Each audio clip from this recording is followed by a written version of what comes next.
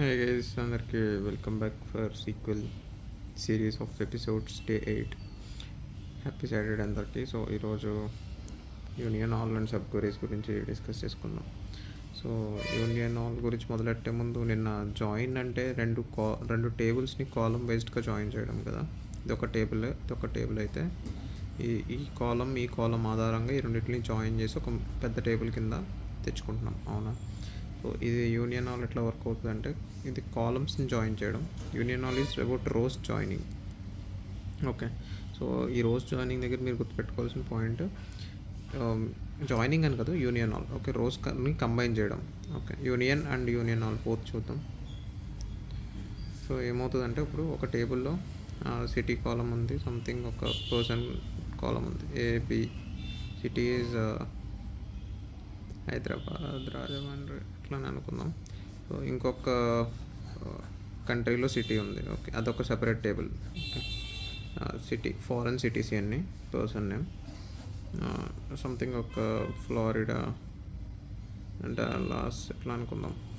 Okay, దీంట్లో పేరు CED అనుకో. ఇప్పుడు ఈ రెండు కలిపి నీకు ఒకటే టేబుల్లో రావాలి. ఓకే, సో ఏమని చేస్తారు అంటే, ఈ రెండింటి మధ్యన యూనియన్ అప్లై చేస్తే మీకు సిటీ ఫస్ట్ టేబుల్లో ఏ కాలం పేరు ఉందో ఆ కాలం పేర్లే వస్తాయి అన్నమాట ఇక్కడ.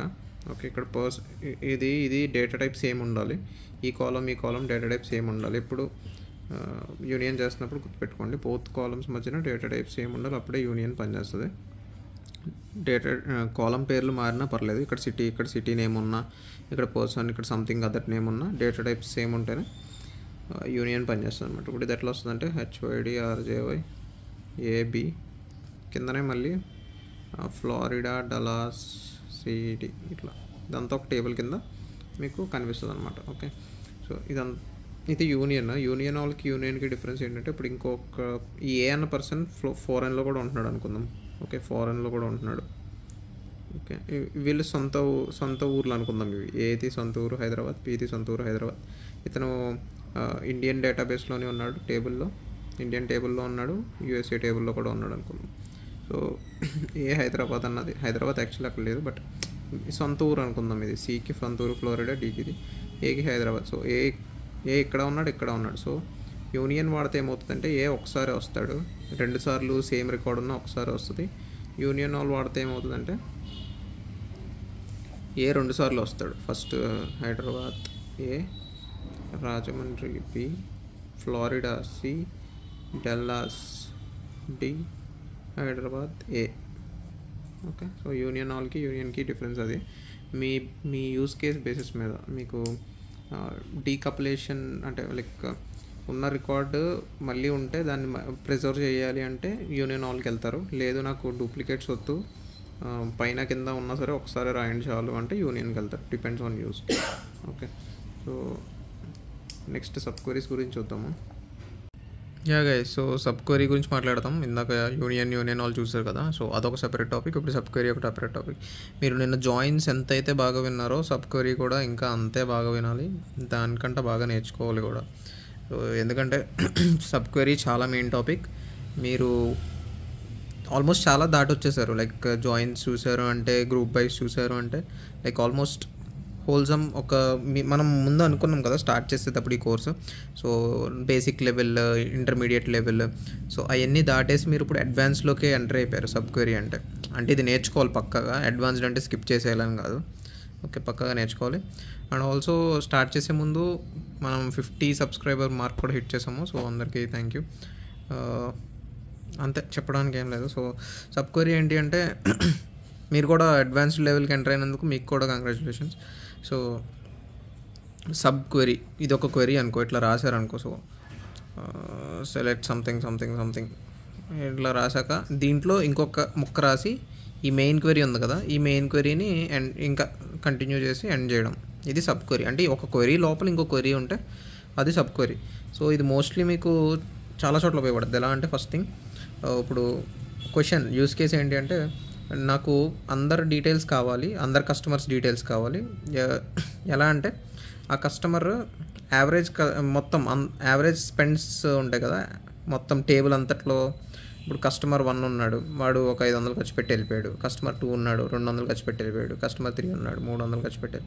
ఇట్లా మొత్తం ఉంది. యావరేజ్ ఎంత అంటే ఎంత బై 3 అంటే 333 పాయింట్ సంథింగ్ కదా. సో ఇది యావరేజ్ స్పెండ్ కదా. సో నాకు ఏ కస్టమర్ అయితే యావరేజ్ కంటే ఎక్కువ ఖర్చు చేశాడో ఆ కస్టమర్ని మాత్రమే తీసుకురండి. The customer who had send me the list of customers who had spend more than average of the whole table. Whole స్పెండ్స్లో యావరేజ్ కంట కస్టమర్ ఎవరైతే ఇంకా ఎక్కువ ఖర్చు పెట్టారు అంటే 333 కంటే ఎవరైతే ఎక్కువ ఖర్చు పెట్టారు వాళ్ళు.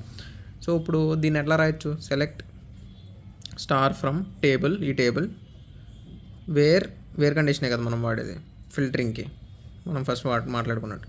వేర్ ఇది స్పెండ్ అనుకుందాం, ఈ కాలం పేరు వేర్ స్పెండ్ గ్రేటర్ దాన్ 333 ఇలా రాసేస్తే అయిపోతుంది, అంతేనా?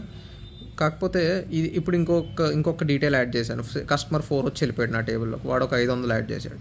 సో మళ్ళీ వచ్చి నువ్వు ఇది మాడిఫై చేస్తావు ఈ క్వరీ. ఇంకోటి వచ్చాడు రేపు, మారిపోయింది, మళ్ళీ వచ్చి మాడిఫై చేస్తావు నువ్వు ఈ క్వరీ. చేయవు కదా, ఇది డైనమిక్గా మార్చాలి కదా. అంటే స్టాటిక్ వాల్యూ ఇది 333 అనేది ఎప్పుడు పడితే అప్పుడు మారుతూ ఉంటుంది కస్టమర్స్ యాడ్ అయ్యే కొద్ది. సో దీన్ని డైనమిక్ చేయడానికి సబ్ క్వరీ వచ్చింది. ఎలా అంటే ఇప్పుడు ఈ 333 ఎలా ఫైండ్ అవుట్ చేస్తావు నువ్వు సెపరేట్? నాకు ఓన్లీ క్వశ్చన్ ఏంటి అంటే find me the average of all the customers spends అంటే ఇంతే కదా, ఇవన్నీ ప్లస్ చేసి బై 4 అయ్యాలి, అంతేనా? సో దానికి ఎలా రాస్తావు? సెలెక్ట్, మనకి అగ్రిగేట్ ఫంక్షన్ ఉంది కదా, యావరేజ్ ఆఫ్ స్పెండ్ ఫ్రమ్ ఈ టేబుల్, అంతేనా? టేబుల్.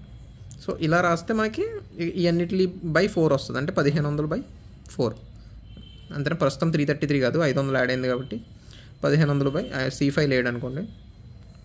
4 అంటే 4 3 12 350 ఎంత ఉంది, అవునా? సో 350 కంటే ఎక్కువ ఉన్న కస్టమర్స్ని తీసుకురండి అంటే వీడు C1 వస్తాడు, C4 వస్తాడు, రైట్? సో ఇప్పుడు ఇది కనుక్కున్నారు మీరు, ఇది బాగానే కనుక్కున్నారు. సో ఇదే డైనమిక్ కదా, ఇంకెప్పుడు ఇది మారుతా, నువ్వు ఇక్కడ యాడ్ అయ్యే కొద్దీ ఇది మారిపోతూ ఉంటుంది ఎప్పటికప్పుడు రన్ చేస్తే కదా.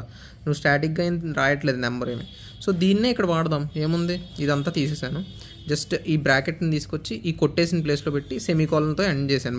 ఇది మెయిన్ క్వరీ అవుతుంది, రైట్? గ్రేటర్ దాన్ వరకు మెయిన్ క్వరీ అవుతుంది, ఇది దాని లోపల ఉన్న సబ్ క్వరీ అవుతుంది. ఈ చివర ఈ సెమీకాలన్ ఇక్కడ ఎండ్ అవుతుంది, రైట్? సో దీన్నే ఇక్కడ క్లియర్గా రాసుకుందామా?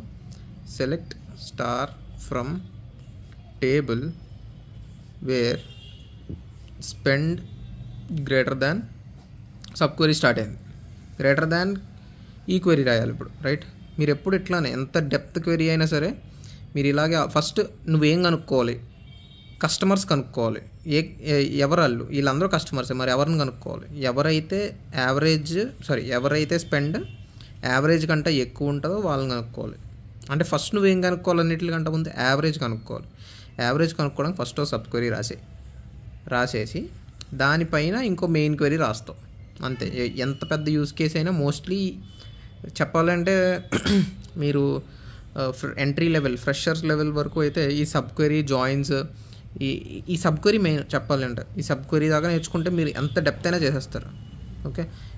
ఎందుకంటే కొన్ని జాయిన్స్ సబ్ క్వరీ ద్వారా కూడా చేసేయచ్చు అనమాట, జాయిన్ యూజ్ చేయకుండా, కొన్ని మాత్రం, ఓకే? సో నేను చెప్పేందుకు ఇదైతే పక్కగా చాలా కీన్గా నేర్చుకోండి. సో స్పెండ్ ఫ్రమ్ టేబుల్, ఓకేనా? సో ఈ క్వరీ రాస్తే మనకి అవుట్పుట్ ఎట్లా వస్తుంది? ఫస్ట్ ఇది రన్ అవుతుంది లోపలిది, ఎప్పుడు గుర్తుపెట్టుకోండి, ఆర్డర్ ఆఫ్ ఎగ్జిక్యూషన్ ఇది రన్ అయ్యి అవుట్పుట్ ఇక్కడ దాచుకుంటుంది, ఓకే? సో ఇక్కడ కూడా మీరు లోపల వేర్లు కండిషన్లు కావాలంటే వేర్లు, ఈ క్వరీ ఇంకా సెపరేట్ అనమాట. ఇంకా ఇక్కడ ఎలా అయితే రన్ చేస్తారో క్వరీ అలాగే ఇక్కడ నువ్వు వేర్ పెట్టుకోవచ్చు, గ్రూప్ బైలు పెట్టుకోవచ్చు, ఇన్నర్ క్వరీకి ఎన్నైనా చేయొచ్చు నీ యూస్ కేస్ బట్టి, ఓకే? అలాగే సేమ్ అవుటర్ క్వరీకి ఇన్నర్ క్వరీ నుంచి వచ్చిన వాల్యూ అయిపోయాక ఎన్నైనా గ్రూప్ బైలు జాయిన్లు ఏది పడితే అది అదంతా కామన్, ఓకే? అంత ఇన్డెప్త్ కాంప్లెక్స్ క్వరీస్ పడే ఛాన్స్ చాలా తక్కువ ఎవరికైనా వాళ్ళ లైఫ్ టైంలో, బట్ నేర్చుకోవడంలో తప్పలేదు, ఓకే? సో ఇది ఒక కండిషన్. సో ఇక్కడ వాడావు కదా. సో సెకండ్ కండిషన్ ఏంటి అంటే సో ఇది సెలెక్ట్ స్టేట్మెంట్లో కూడా పెట్టచ్చు అనమాట. ఈ సబ్ క్వరీని ఎలా పెడతా ఉంటే, so select amount, okay?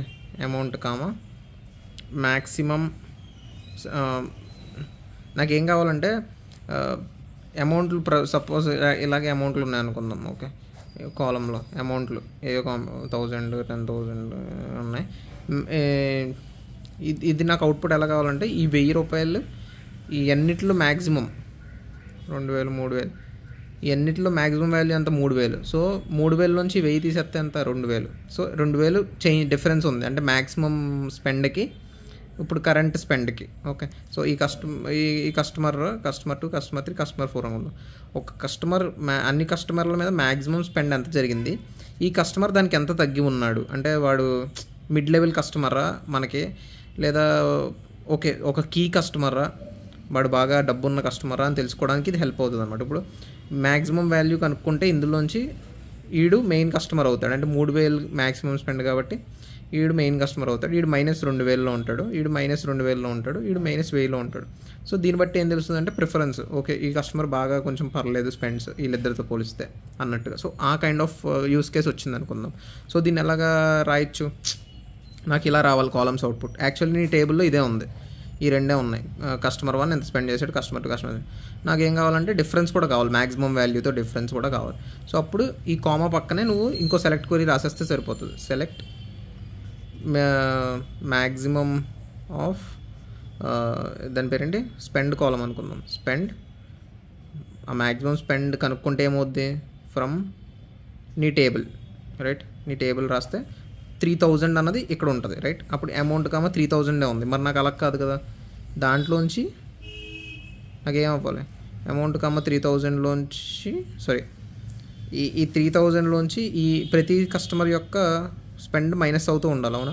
So ఇప్పుడు ఏం చేస్తామంటే select maximum of spend minus నీ అమౌంట్, రైట్. సో ఇక్కడికి నీ మ్యాక్సిమం స్పెండ్ వచ్చేస్తుంది 3000 మైనస్ ఈ పర్టికులర్ ఈ రోలో ఉన్న అమౌంట్. ఫస్ట్ ఈ రో ఎగ్జిక్యూట్ అవుతుంది కదా ఇప్పుడు. సో ఈ రోలో ఉన్న అమౌంట్ అంటే 1000, 3000 మైనస్ 1000 ఎంత 2000, రైట్. సో అట్లా, లేదంటే రివర్స్ రాసుకో, అమౌంట్ మైనస్ నీ మ్యాక్సిమం స్పెండ్ -2000 వస్తుంది ఫ్రమ్ టేబుల్. సో అట్లా ఈచ్ రికార్డ్ ఎగ్జిక్యూట్ అయ్యి, అంటే ఇప్పుడు దీనికి డిఫరెన్సియేషన్ ఏంటంటే ఇది వేర్ కండిషన్ తర్వాత వాడుతున్నావు సబ్ క్వరీ. ఇక్కడ ఫ్రమ్ ముందు అంటే సెలెక్ట్ స్టేట్మెంట్లో కాలమ్స్ లాగా రావడానికి, నీకు ఏదైనా వాల్యూ కాలంలో రావడానికి ఈ సబ్ క్వరీ వాడుతున్నావు. ఓకే, సో సబ్ క్వరీ ఇక్కడే రాయాలని లేదు, ఈ ఫ్రమ్ ముందు కూడా ఈ స్టార్ల దగ్గర కూడా రాసుకోవచ్చు అనమాట. ఓకే ఓకే ఇంకొక కండిషన్ ఏంటి అంటే ఇంకొక చోట ఎక్కడ వాడచ్చు అంటే సపోజ్ ఇప్పుడు ఈ ఒకటే టేబుల్ నుంచి వాడాలి బ్రో, నేను ఇక్కడ ఇదే టేబుల్ సబ్ క్వరీ వాడుతున్నావు, ఇదే టేబుల్లో మెయిన్ క్వరీ వాడుతున్నావు, అలాగే చేయాలంటే లేదు.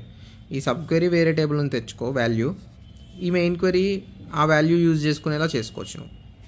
ఓకే, ఎలాగా అంటే సపోజ్ నాకు కస్టమర్స్ ఇట్లా ఉన్నారు, కస్టమర్ 1, కస్టమర్ 2, కస్టమర్ 3. వీడు న్యూయార్క్ కస్టమరు, వీడు జర్మనీ కస్టమరు. ఓకే, వీడు జర్మనీ కస్టమర్, వీడు న్యూయార్క్ కస్టమర్. ఓకే, వీడు ఒక 1000 రూపాయలు కట్టాడు, వీడు ఒక 1000 రూపాయలు కట్టాడు, వీడు ఒక 2000 కట్టాడు. ఇట్లా అనుకుంటే సపరేట్ మళ్ళీ ఇంకొక టేబుల్ ఉంది, అది ఒక పేమెంట్స్ టేబుల్ అనమాట. పేమెంట్ ఐడి నెక్స్ట్ ఇది కస్టమర్, ఈ పేమెంట్ ఐడి 1 కస్టమర్ 1 చేశాడు, పేమెంట్ ఐడి 2 కస్టమర్ 2 చేశాడు, అట్లా ఉందన్నమాట పేమెంట్స్ టేబుల్లో. ఓకే, ఇప్పుడు నాకేం కావాలంటే పేమెంట్స్ ఐడి కావాలి. ఏ పేమెంట్స్ ఐడి కావాలి, నాకు న్యూయార్క్లో జరిగిన పేమెంట్స్ ఐడి మాత్రమే కావాలి. అప్పుడు ఏం చేయొచ్చు, యాక్చువల్లీ జాయిన్ చేసి చేయొచ్చు, ఈ రెండు టేబుల్ని కలిపేసి చేయొచ్చు. నేను ఇందాక చెప్తూ వచ్చాను చూసారా, కొన్ని చోట్ల మీకు జాయిన్ లేకుండా కూడా చేసేయచ్చు అని. సో ఇప్పుడు ఇది ఎలా చేస్తారు, జాయిన్ చేయడం అంటే ఈ రెండింటిని ఇట్లా ఇన్నర్ జాయిన్ చేసేస్తే C1 బేస్డ్ మీద సో ఇక్కడ వచ్చేస్తుంది. లేకపోతే ఇన్నర్ జాయిన్ కదా, రైట్ జాయిన్ చేస్తే నీకు ఈ టేబుల్లో ఉన్న రికార్డ్స్ అన్నీ ప్రిజర్వ్ అవుతాయి. ఇప్పుడు C3 ఇక్కడ లేదు కదా, మరి ఈ రికార్డ్ పోతుంది కదా నువ్వు ఇన్నర్ జాయిన్ చేస్తే. రైట్ జాయిన్ చేస్తే ఈ రికార్డ్ కూడా ప్రిజర్వ్ అవుతుంది, నల్ల అని వస్తుంది ఇక్కడ పేమెంట్ ఐడి దగ్గర, అంతేనా. సో రైట్ జాయిన్ చేసేసి సో న్యూయార్క్ సిటీలో ఉన్న పేమెంట్ ఐడీలు తీసుకురమ్మంటే ఈ C1 రిలేటెడ్ పేమెంట్ ఐడి 1 వస్తుంది, C3 రిలేటెడ్ నల్ వస్తుంది, రైట్. సో అది ఒక వే. లేదు నాకు న్యూయార్క్ రిలేటెడ్ ఐడీస్ కావాలి కదా, నల్ లేని ఐడీస్ అంటే పేమెంట్ ఐడి ఒకటే ఉంది కదా, పేమెంట్ ఐడి 1 ఒకటే. సో నాకు ఇలా వద్దు, నాకు ఇలాగా దీని వైజ్ చెప్పు, దేని వైజ్ ఈ సబ్ క్వెరీ వైజ్. అంటే ఫస్ట్ నువ్వు చేయాల్సింది ఏంటి, న్యూయార్క్లో ఉన్న కస్టమర్స్ ఎవరో తెలుసుకుంటే సరిపోద్ది, అవునా ఫస్ట్.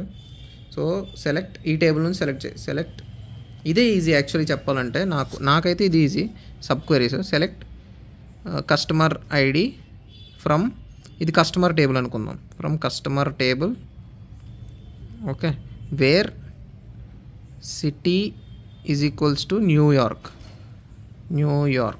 రైట్. ఇది న్యూయార్క్ ఎట్లా NY అని రాశాను కదా, సో NY అనుకుందాం స్ట్రింగ్లో. ఓకే, ఇలా రాస్తే ఏమవుద్ది, C1 C3 అని ఇక్కడ వస్తాయి. అవునా, 2 వాల్యూస్ వస్తాయి. అవునా, 2 వాల్యూస్.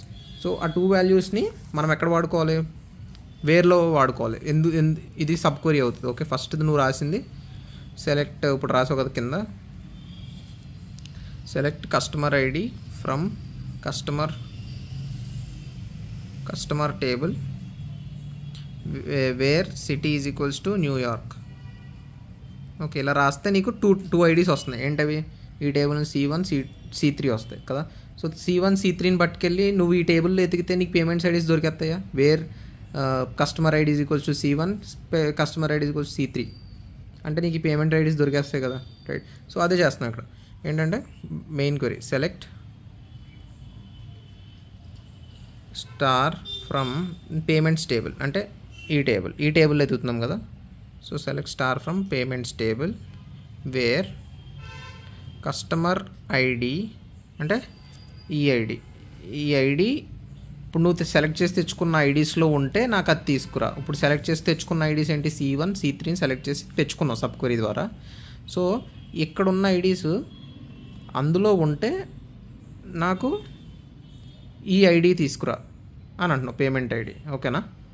సో ఇక్కడ ఏం రాయిపోతున్నావు, CID ఇన్ అన్నది పెట్టాలి. ఎందుకంటే ఇన్ పెడితేనే, ఇన్ అన్నది యాక్చువల్లీ ఒకటే వాల్యూ వస్తుంది అనుకో ఇక్కడ. ఇప్పుడు కస్టమర్ ఐడి, ఇప్పుడు నువ్వు న్యూయార్క్ వద్దు, నీకు జర్మనీ ఉన్నవాడు కావాలంటే C2 ఒకటే వస్తుంది కదా, ఓన్లీ సింగిల్ వాల్యూ కదా. సింగిల్ వాల్యూకి ఏం పెట్టచ్చు, ఈక్వల్స్ టు పెడితే సరిపోద్ది. ఎందుకంటే కస్టమర్ ఐడి ఇక్కడ ఒకటే వాల్యూ వస్తుంది అవుట్పుట్. అవునా, దాని పేరేంటి C2. అవునా, ఏది జర్మనీ పెడితే ఒకటే వాల్యూ C2 వచ్చింది. CID is equals to C2 అంటే సరిపోతుంది. లేదు నాకు ఇక్కడ C2 న్యూయార్క్ పెట్టాను అనుకో, C1 వస్తుంది, C3 వస్తుంది న్యూయార్క్ పెట్టడం వల్ల. సో ఇక్కడ ఏం కనిపిస్తుంది, సీక్వెల్కి C1 ఉందిరా బాబు, C3 ఉందిరా, మరి ఇలా ఉంది ఇది అవుట్పుట్. యాక్చువల్లీ ఇది రన్ అయ్యాక ఇలాగే కదా ఉంటుంది, C1 C3 అని. సో CID ఇన్ అని రాయాలి అప్పుడు. ఓకేనా. సో ఎప్పుడు ఇది కాన్స్టెంట్గా ఫాలో అయిపోండి, ఈక్వల్స్ టు ఏం పెట్టద్దు. ఎందుకంటే సింగిల్ వాల్యూ ఉన్నా సరే ఇన్ పని చేస్తుంది. ఓకేనా. సో డబల్ వాల్యూ ఉంటే మాత్రం ఇన్ పక్కాగా పెట్టాలి, ఈక్వల్స్ టు పని చేయదు. Okay. So select star from payments table wear CID in, select CID. ఇక్కడ మాత్రం పక్క స్టార్ పెట్టద్దు. ఓకేనా. ఎందుకంటే ఇక్కడ ఒకటే వాల్యూ సెలెక్ట్ చేస్తున్నారు ఒక్క కాలంనే, ఆ ఒక్క కాలంని ఇక్కడ ఒక కాలంతో కంపేర్ చేస్తున్నారు. ఓకేనా. ఇక్కడ మీరు స్టార్ పెడితే ఉన్న కాలమ్స్ అన్నీ వచ్చేస్తాయి ఇన్నర్ క్వరీలోంచి, అంటే ఈ కాలమ్స్ అన్నీ వచ్చేస్తాయి. C1 న్యూయార్క్ 1000 అట్లా వచ్చేస్తుంది. అట్లా వస్తే నువ్వు CIDతో ఎలా పోల్చగలుగుతావు, ఎందుకంటే ఇక్కడ నువ్వు కంపేర్ చేస్తుంది ఈ CIDని ఇక్కడ CIDతో కంపేర్ చేస్తుంది. Okay. So CID from city table wear city is equals to New York. ఇదే క్వరీ మళ్ళీ ఇక్కడ రాశాను అంతే. సో అర్థమైంది కదా. సో 3 కండిషన్స్లో వాడచ్చు.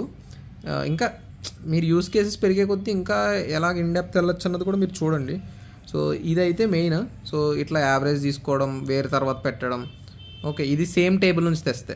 ఓకే, సేమ్ ఇది టేబుల్ 2 టేబుల్స్, మెయిన్ క్వరీ కూడా అదే టేబుల్లో ఉంది, సబ్ క్వరీ కూడా అదే టేబుల్లో ఉంది. ఈ రెండోది ఏంటి, సారీ, ఇది మెయిన్ క్వరీ కూడా అదే టేబుల్లో ఉంది, సబ్ క్వరీ కూడా అదే టేబుల్ నుంచి వచ్చింది. ఈ రెండోది ఏంటి, మనకి ఫ్రమ్ స్టేట్మెంట్ ముందు సబ్ క్వరీని ఎలా వాడగలుగుతాం. మూడోది ఏంటి, ఈ రెండు టేబుల్స్ అయితే ఒక టేబుల్ నుంచి వాల్యూ తెచ్చుకొని ఇంకో టేబుల్లో కంపేర్ చేయడం, ఇది join like, right.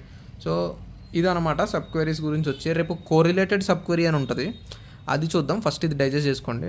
Okay. So దీని రిలేటెడ్ ఒక హ్యాండ్స్ ఆన్ వీడియో కూడా అప్లోడ్ చేస్తాను, దాన్ని కూడా చూడండి. మీకు ఇక్కడ ఏమన్నా క్వరీస్ ఉంటే అక్కడ కూడా క్లియర్ అయిపోతాయి మోస్ట్లీ. ఒకవేళ అక్కడ కూడా అవ్వకపోతే మీరు కామెంట్స్లో కూడా పెట్టండి, చూస్తాను, రిప్లై కూడా చేస్తాను. So thank you for 50 subs and that should be all for today. Bye.